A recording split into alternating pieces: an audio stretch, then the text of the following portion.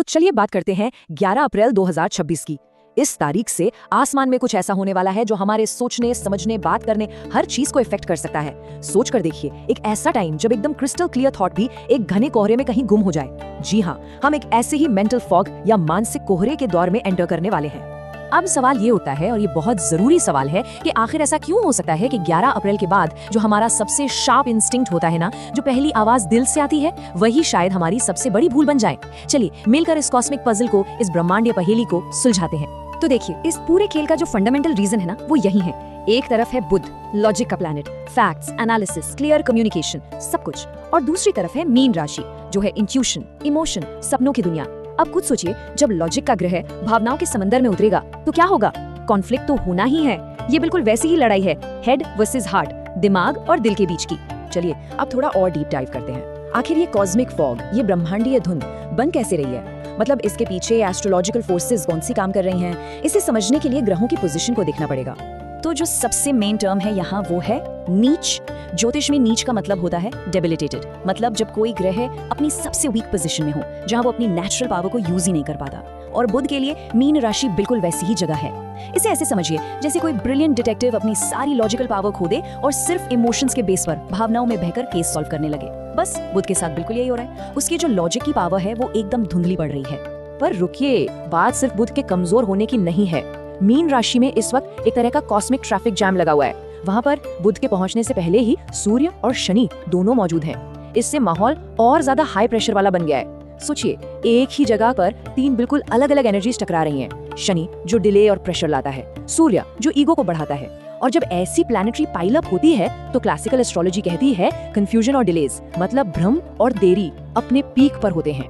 अब आते हैं इस ट्रांजिट के सबसे क्रिटिकल हिस्से पर, फेज 1, यानी वो दौर जब इसका असर सबसे ज्यादा होगा और सबसे ज्यादा संभल कर रहने की जरूरत होगी।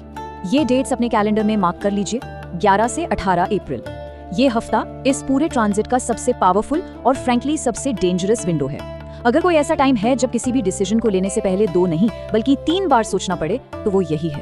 अब सवाल है, ऐसा क्यों? ज्योतिष में एक कॉन्सेप्ट है संधि अवस्था। इसका मतलब है प्लैनेटरी ट्रांजिशन।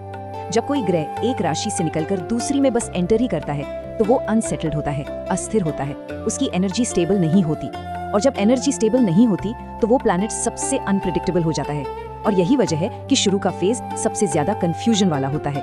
तो इस मुश्किल फेज को नेविगेट करने के लिए एक गोल्डन रूल है, बस इस एक लाइन को याद रखना है, जो तुरंत समझ आए वही गलत हो सकता है। मतलब जो आइडिया एकदम से ब्रिलियंट लगे, जो डिसीजन फर्स्ट थॉट में बिल्कुल राइट लगे, हाई चांसेस हैं कि वही सबसे बड़े मिस्टेक हो। इस दौरान अपने गट फीलिंग पर भी क्वेश्चन करना जरूरी है। तो प्रैक्टिकल लाइफ में इसका असर कैसा दिखेगा? देखिए, गलत डिसीजंस, स्पेशली जो बहुत जल्दी लिए गए हों, कम्युनिकेशन एरर्स, मतलब ईमेल्स, मैसेजेस में गड़बड़, ये सब अपने पीक पर होगा। मिसअंडरस्टैंडिंग्स बहुत कॉमन हो जाएंगी और ज्यादातर एक्शंस फैक्ट्स पर नहीं बल्कि प्योर इमोशन पर बेस्ड होंगे। ओके, तो पहले हफ्ते का जो शॉक वेव है उसके बाद क्या? अब हम एंटर करते हैं फेज 2 और 3 में। ये फेज नई गलतियां करने का नहीं बल्कि जो गलतियां हो चुकी हैं उनके रिजल्ट से डील करने का है। 18 अप्रैल से लेकर 2 मई तक का जो टाइम है उसे हम मैंने ये क्यों किया फेज कह सकते हैं। ये वो वक्त है जब धुंध थोड़ी थोड़ी छटने लगती है और रियलाइजेशन होता है कि अरे, मैंने वो डिसीजन क्यों लिया था। ये एक पेनफुल रियलाइजेशन का टाइम हो सकता है, लेकिन ये डैमेज कंट्रोल के लिए जरूरी भी है। तो ये जो डैमेज कंट्रोल की प्रोसेस है ये स्टेप्स में होती है। पहले जो पीक कंफ्यूजन था वो खत्म होता है, लेकिन फॉग अभी भी है।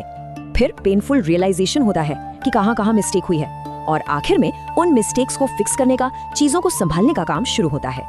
अब अच्छी खबर, 2 मई से 15 मई के बीच रिलीफ मिलना शुरू हो जाएगा।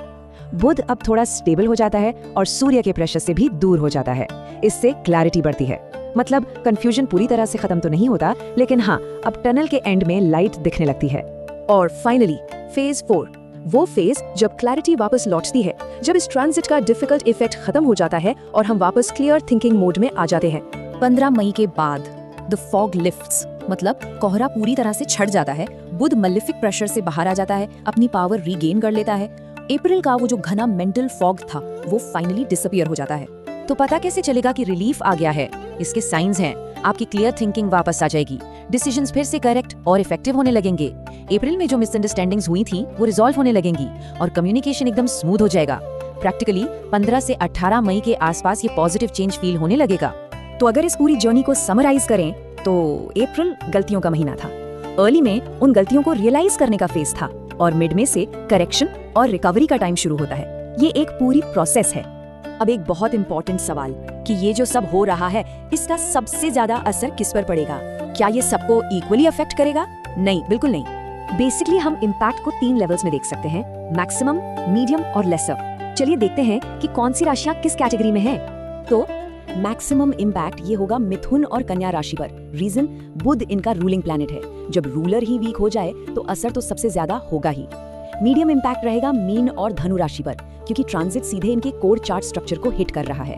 और बाकी सभी राशियों पर लेसर इम्पैक्ट रहेगा, मतलब उनको मेन इफेक्ट बस 11 से 20 अप्रैल वाली पीक कंफ्यूजन विंडो में ही फील होगा। तो इस पूरी डिस्कशन का जो सबसे बड़ा टेक अवे है वो क्या है? वो ये है कि इस ट्रांजिट की कोर इश्यू टाइमिंग की प्रॉब्लम है। ये परमानेंट फेलियर की बात नहीं है, ये राइट डिसीजन को रॉन्ग टाइम पर लेने की बात है। आइडिया अच्छा हो सकता है, प्लान परफेक्ट हो सकता है, लेकिन कॉस्मिक टाइमिंग वो साथ नहीं है। और आखिरी में एक सवाल जिसके बारे में सोचने की जरूरत है, जब ये कोहरा छटेगा तो कौन से सच बाकी रहेंगे? जब अप्रैल की धुंध हटेगी और मई की क्लैरिटी आएगी तो हम अपने बारे में क्या नई सच्चाई जानेंगे? क्योंकि कभी कभी सबसे घने कोहरे में ही वो रास्ते साफ दिखते हैं जो रोशनी में नजर नहीं आते।